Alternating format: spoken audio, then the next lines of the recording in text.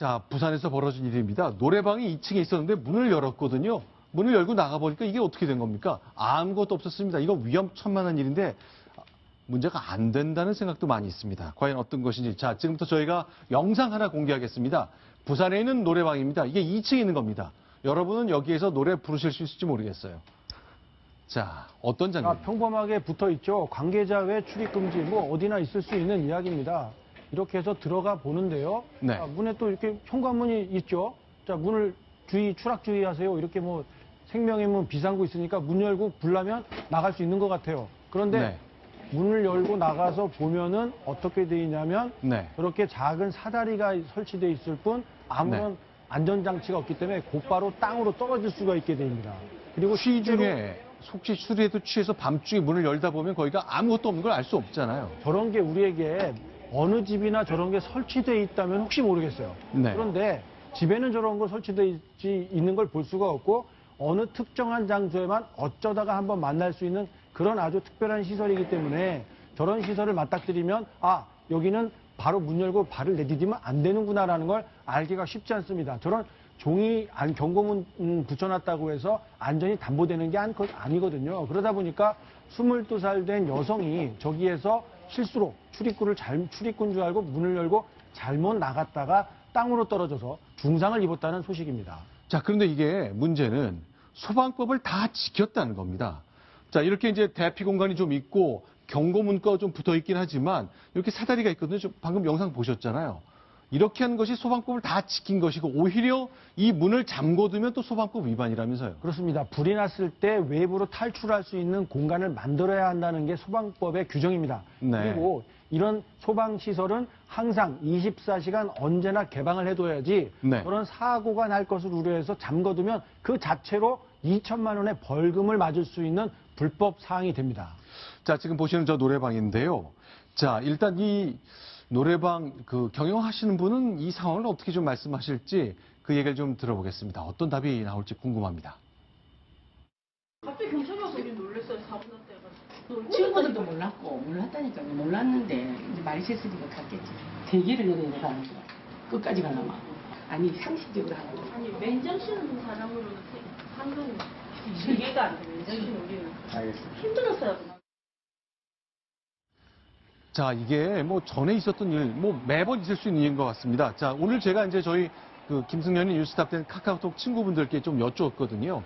혹시 내가 사는 곳에서 이 비슷한 황당한 문이 있을 때는 과연 어떤 곳들인지 사진을 좀 요청드렸는데 이 장면입니다. 예, 그렇습니다. 안산의 시청자분께서 보내주셨는데요. 저기도 똑같은 겁니다. 저 안에서 보면 위험할 때 대피하는 공간이다 이렇게 써놨을 텐데 네. 저기에도 문을 열면 바로 아래로 추락할 수 있는 그런 위치입니다. 자, 지금 여기 거제도인데요. 일단 이분은 건물주께서 위험하니까 뭔가 철제 베란다 같은 거 하나 만들어 놓긴 했군요. 불법 가건물로 증축한 그런 걸로 보이는데요. 네. 안전시설 나름대로 했다고 만든 것 같은데 상태를 보니까 상당히 위험해 보입니다. 자, 지금 이제 신당동 모습인데 저 건물, 자, 문 열고 나오면은 그야말로 낭떠러진 것이 2층, 3층, 4층, 5층 다 있습니다. 지금 외국에서 보면은 네. 이렇게 건물 외벽에 제대로 된 사다리를 만들어 놓는 경우를 우리 영화에서 많이 보셨을 겁니다. 그런데 네. 그런 나름대로 좀 안전성을 확보한 외부 대피 시설을 만들지는 못하고 저렇게 형식적으로만 해놓다 보니까 네. 실질적인 안전을 담보하지 못하고 계속해서 비슷한 사고가 반복되고 있는 겁니다. 다중이용업소의 안전 관리에 관한 특별법이 있습니다. 네. 문제가 되기 때문에 특별히 법을 만들었는데요. 네. 노래방도 이제 다중이용업소에 포함되기 때문에 저러한 안전 시설을 설치를 해야 됩니다. 그런데 저 안전 기준을 보면은 9조의 안전 기준이 있고 또 11조의 피난 시설 방화 구획 방화 시설 유지 관리 규정이 있습니다. 네. 더군다나 시행 규칙에 자세하게 나와 있는데요. 네. 지금 이 사건 같은 경우 또한 조금 전에 영상으로 보신 사진으로 보신 그런 업소의 경우에도 규정들은 다 지킨 것이거든요.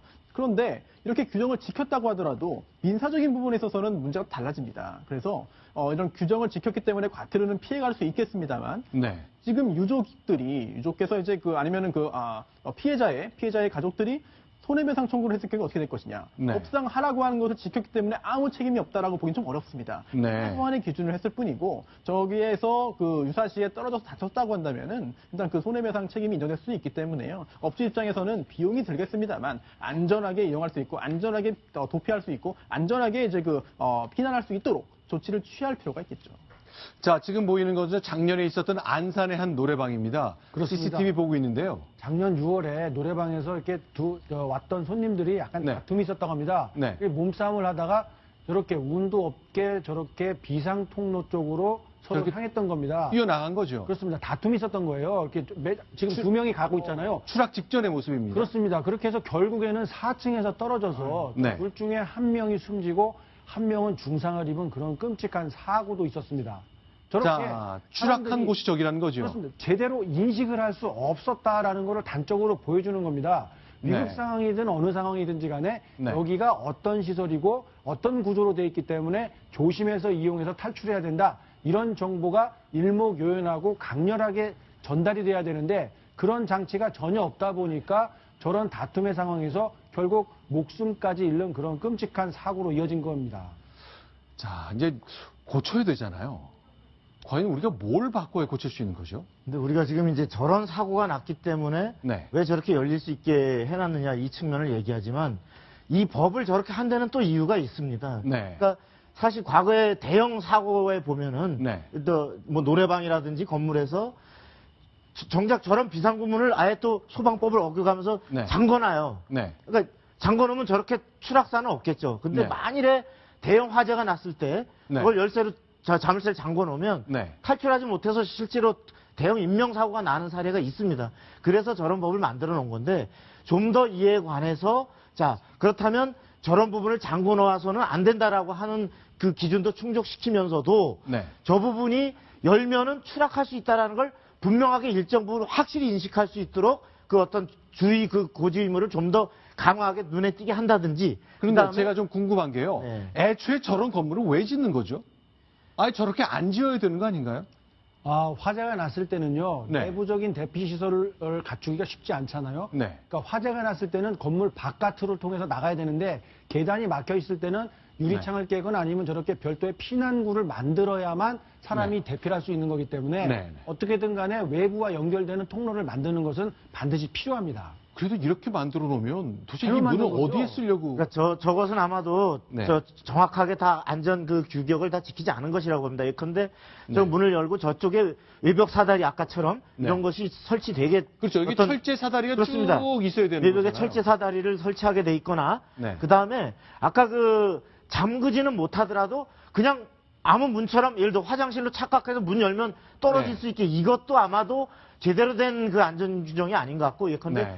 자물쇠를 채워놓진 않다 하더라도 네. 일단은 예를 들어 걸쇠를 걸어놔서 네. 유사시에는 걸쇠를 열고 비상시에만 쓰는 출입구라는 부분을 분명히 표시해 줄 수 있게끔 네. 그렇게 규정이 더 정비되거나 또 네. 실제로 이행이 돼야 되지 않을까 이렇게 생각이 듭니다. 그 네. 사다리가 문제가 되는데요. 정확하게 설치했다고 한다면은 이제 그 문제를 좀 더 줄일 수 있었을 텐데 네. 현행법에 따르면은 일반 사다리뿐 아니라 그 접이식 사다리 이런 거 미끄럼틀 등등 저 지금 보이는 저런 거요? 그렇습니다. 이것도 그 적법한 그런 피난구역에 속하기 때문에 네. 이런 문제가 계속 발생된다고 한다면은 규정을 이제 규정을 바꾸어서 이런 그 문제점을 줄이기 위한 시도를 해야 될 텐데 그 부분이 좀 안타깝습니다. 알겠습니다. 이번에 경남에서 벌어진 황당한 일도 한 가지 좀 소개해드리겠습니다. 자, 저희가 이제 사진 한 장 여러분께 보여드리겠는데요. 동전에 관한 얘기죠? 그렇습니다. 경남 창녕의 한 건축업자의 이야기인데요. 네. 우즈벡에서 온 노동자 4명이 네. 1인당 110만 원씩 모두 440만 원을 급여를 받지 못했다고 합니다. 네. 지난달 중순부터 일을 했는데 차일피일 주급을 주지 않아서 네. 건축업자에게 계속해서 항의를 했더니 100원짜리, 500원짜리 동전 네. 도합 22,802개에 이르는 동전을 바닥에다가 그대로 떨어뜨려서 가져가라 라고 했다는 겁니다. 자, 지금 보이는 게 저 우즈베키스탄에서 온 4명의 근로자들의 합숙소인데요. 월급 밀린 거 달라 그랬더니 가져가라면서 저렇게 동전으로 던져버렸습니다. 분류도 해주지 않고 네. 100원짜리, 500원짜리를 모두 섞어서 바닥에 자루를 쏟아서 부어버렸다. 이런 사진으로도 금방 알 수가 있겠죠. 지금 저게 네. 굉장히 문제가 있어 보이지만 네. 현행법에 따르면 불법이 아닙니다. 아. 잘못이 아닌데요. 동전으로 월급 주는 거 불법은 아니겠죠, 불법이 물론. 아닙니다. 현행법에 네. 근로기준법에 따른 그런 4가지 요건 다 갖춘 것인데 따라서 네. 지난 그 19대 국회에도 근로기준법 개정안이 올라와 있었습니다. 네. 임금을 받아야 되는 사람의 명의의 계좌로 송금할 수 있게 송금을 해야 되도록 했는데 그게 결국은 통과되지 못하고 자동 폐기됐는데요. 20대 국회에서도 그런 식으로 한번 개정 논의가 있어야 되지 않을까 생각됩니다. 자, 지금 보시는 거, 그러니까 은행에 가서 이렇게 다 일일이 하는데 저렇게 동전을 이제 분류해 주시는 은행 직원분들의 모습이거든요. 자, 저분들도요, 네. 한국 실정을 모르니까 인근에 있는 슈퍼마켓 주인에게 도움을 청했더니 이분이 안내를 해서 시중은행을 다녔답니다. 그런데 네. 은행에서도 저렇게 동전을 분류하기가 쉽지 않다 보니까 네. 난색을 표시를 했고 결국에는 한국은행 지점을 찾아가서 지폐로 돈을 바꿀 수 있었고 아, 시중은행이 아니라 한국은행 지점을 갔군요. 그렇습니다. 그 사정을 듣고 딱하게 여긴 한국은행 직원들이 자기들이 갖고 있는 기념품 중에서 뭐 칫솔, 치약 이런 세트를 외국인 노동자에게 전달하면서 위로를 했다고 합니다. 알겠습니다. 자, 부산에 있었던 노래방 이야기, 경남 창원에서 있었던 이야기 저에게 좀 정리해 드렸습니다. 다음 소식 보겠습니다. 순위 확인합니다.